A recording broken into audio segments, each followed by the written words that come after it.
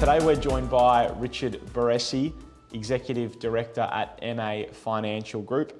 MA Financial, formerly Moelis Australia, is an ASX-listed financial services firm specialising in asset management, lending, corporate advisory and equities, and currently has a market capitalisation of $880 million. Moelis, or MA Financial, have assisted in over $110 billion worth of transactions, assisted in $11.5 billion in capital raisings, and has $5.7 billion in assets under management. From a healthcare and social infrastructure perspective, MA Financial has a significant investment in aged care operator Infinite Care, and of most relevance to today's discussion, Paisley Park Early Learning Centres. Richard in particular has over 21 years experience across domestic and international markets, with a particular focus on the infrastructure and real estate sectors during this period across 10 countries.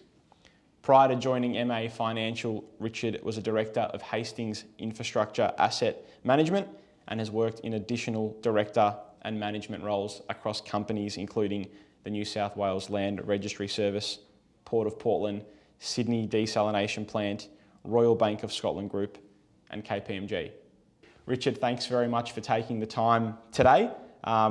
First question, given the depth you've had across your career to date in the social infrastructure space, can you give us a summary of what led you to your current position at Moelis and when you first identified infrastructure or social infrastructure as a sector of the market that you wanted to be involved in?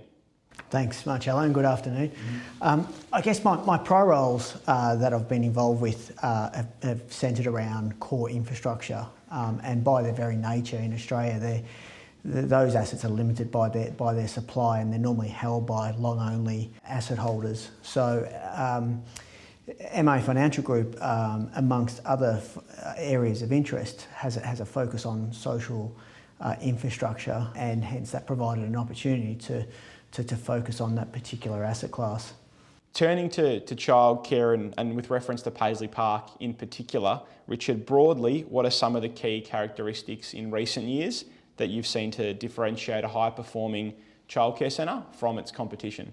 I think it comes down to a number of things. I think location is very important, and the proximity to primary schools, secondary schools. I think the quality of the product and the consistency of that offering is critical. So, for example, the Paisley Park centres offer food throughout all of their centres at a high nutritional component, and that resonates well with parents, who become the best form of advocacy that you can have.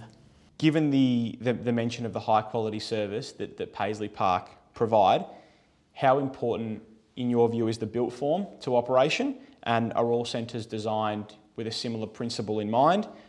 Is there differences between them? What kind of consistent principle do you follow with Paisley Park and the built form of the centres? I guess in general, there's a general consistency amongst the centres. They're not all identical, but there's a general consistency, and it's the key thing that runs throughout that is having intimate spaces for each of the age groups, so that they can learn and play in a fun and learning environment. Other factors come into play, such as the building envelope itself, the size of the facility, the particular state-based regulations. But in general, we try to have a consistent type of design throughout the centres.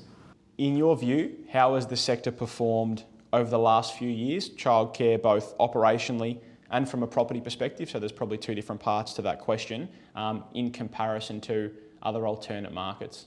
One thing to bear in mind with childcare is that it's inherently got low barriers to entry, and if we dial the clock back, 2016 there was a shortage of childcare centres, and then that sort of led into an oversupply coming into 2018, 2019.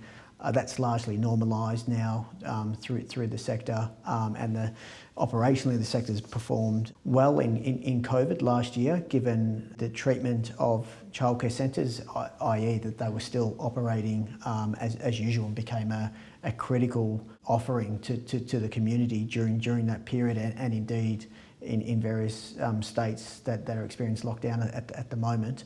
On the property side, they've also experienced cap rate compression over the last couple of years, and in particular over the last 12 months as the sector has gained in its popularity and sentiment. Now, operational scale, it's a pretty consistent talking point, especially in recent times amongst early learning providers, and some of the challenges associated with that scale and a company or a childcare operator that can grow too rapidly. How does Paisley Park manage that challenge of continual growth and keeping scale to a serviceable level? There's a lot of work that goes on in the background around demographics of a particular area, proximity to schools, proximity to secondary schools, competition, any development approvals that are in process, what the form of competition is, the offering, the age of those buildings are all taken into account when we're evaluating a new site. In terms of our growth trajectory and how we manage that, we generally try and manage new centres in clusters. So for example, the Paisley Park platform has developed six new centres in South Australia that they've opened over the last 12 to 18 months. That's complemented with a central head office oversight that performs those oversight functions. Now, is there a preferred number of places that Paisley Park centres would typically operate around? I know traditionally that kind of 120 place mark was what worked for a lot of operators, and it still is, but more recently that kind of sweet spot we've seen change for some as well. They now prefer 90 to 100 places as opposed to the 120. Is there a preference of size for the centres that Paisley Park operate? Yeah, I think generally speaking, the sector mainly operates around 90 to 120 places.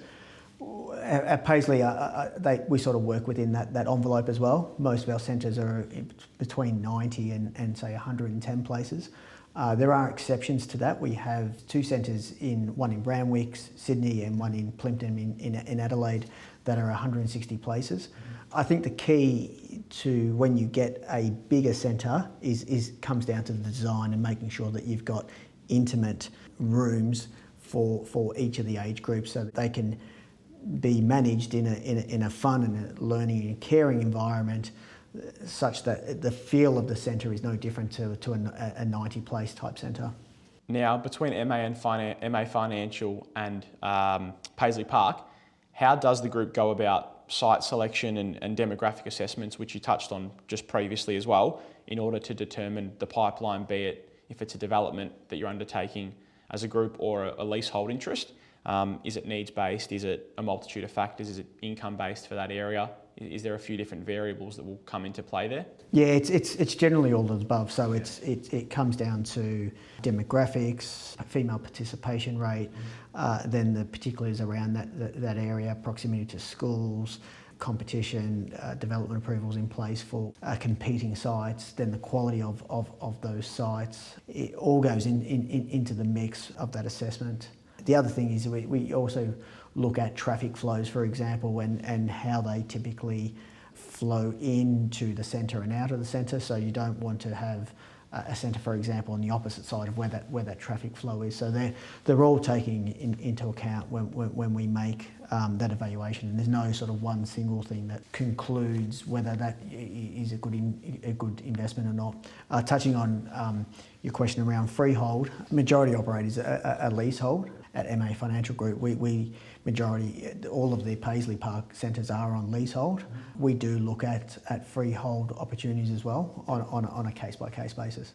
Now, as part of that demographic assessment you mentioned, and to a point you've touched on that as well, but is there a preferred ratio of children or available places that you'd want to see when you have one of those conducted? Is it typically the rule of thumb I know is 3 to 1 for a strong demand for an area? Obviously any more than that's very positive, but is that a key factor for you in that decision-making process, or is it not the only factor? Will you attribute equal weight to other components as well in that site assessment? I think 3 to 1 is generally sort of an industry standard, and it's great if you can do that. Often it's lower than that, and so assessment of some of those other factors I mentioned are taken into account. So we've opened up new centres where it is lower than 3 to 1.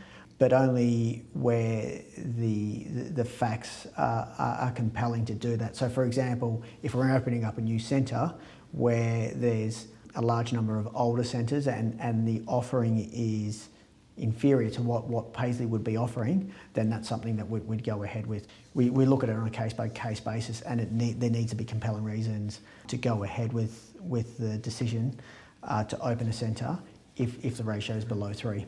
Now, childcare yields have been through various stages in their life cycle, and you did touch on them before from that freehold perspective.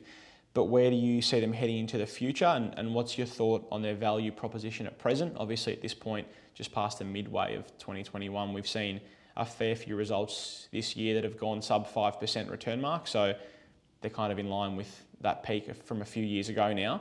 But what's your view on the value proposition now, and do you see them sharpening even further, or what's your view on the future of the yields in the space?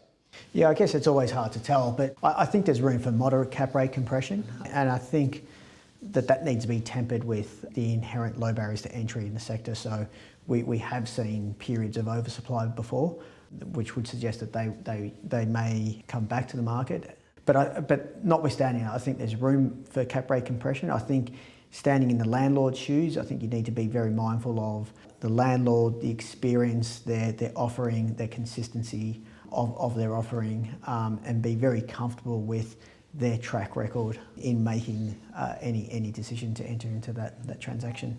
To conclude, how would you summarise the childcare services industry as a whole or broadly, and the role and responsibilities of operators within it to the state and the country? One thing COVID has taught us is the importance of childcare and the essential service that it provides to the community. If you factor that in with increased female participation rate and a supportive government regime that not only supports increased female participation but also increased funding to the sector, it makes a good mix for a sector that we think is going to be well supported and performing consistently well over the next few years, notwithstanding some of the comments that I made previously. Richard, thanks again for taking the time. It's pretty important, I think, to educate a lot of people around healthcare and social infrastructure and the childcare space in particular today, as it's emerging as a pretty popular investment space quite rapidly. Thank you.